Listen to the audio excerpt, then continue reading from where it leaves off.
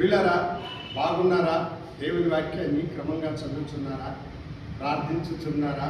నేటి ధ్యాన వాక్యం రోమాపత్రిక 11వ అధ్యాయము 2వ వచనం. తాను ముందెరిగిన తన ప్రజలను దేవుడు విసర్జింపలేదు. దేవుడంట తాను ముందు ఏర్పరచుకున్న తన ప్రజలను ఆయన విసర్జింపలేనటువంటి దేవుడు. వారిని విసర్జింపకుండా వారిని ఆదరించి వారిని కాపాడిన దేవుడు ఆయన.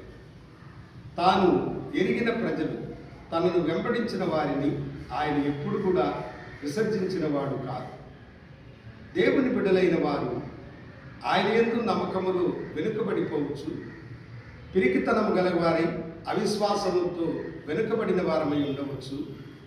మనము నమ్మదగిన వారము కాకపోయినా నమ్మదగిన దేవుడు మనకు సహాయకుడుగా ఉండి ఆయన మనలను విసర్జింపక మనకు అన్ని కలుగజేసి మనలను ఆశీర్వదించి నడిపించువాడు.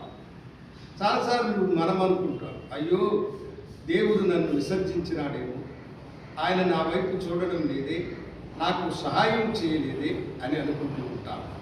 అయితే ఆయన నిన్ను విసర్జించలేదు.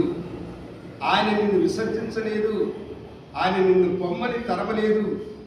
ఆయనకు నీవు దూరస్తుడివై ఉన్నా ఆయన నీకు సమీపస్తుడైన దేవుడు కనుక ఆయన ప్రేమ, ఆయన దయ, ఆయన జాలి నీ మీదనే ఉన్నదని నువ్వు గుర్తెరగాలి.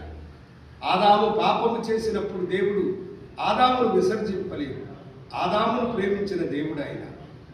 నీవు దేవునికి దూరముగా వెళ్ళినా నిన్ను దేవుడు విసర్జింపలేదు. నిన్ను ప్రేమించు దేవుడు ఆయన.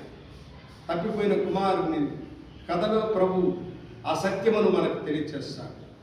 రెండవ కుమారుడు తండ్రి మీద తిరుగుబాటు చేసి తన ఆస్తిని తనకు కావాలని వాడు బలవంతముగా దాన్ని తీసుకుని దూరముగా వెళ్ళినాడు. కానీ ఆ తండ్రి వాడిని విసర్జింపక వాని వైపే చూస్తూ ఉన్నాడు.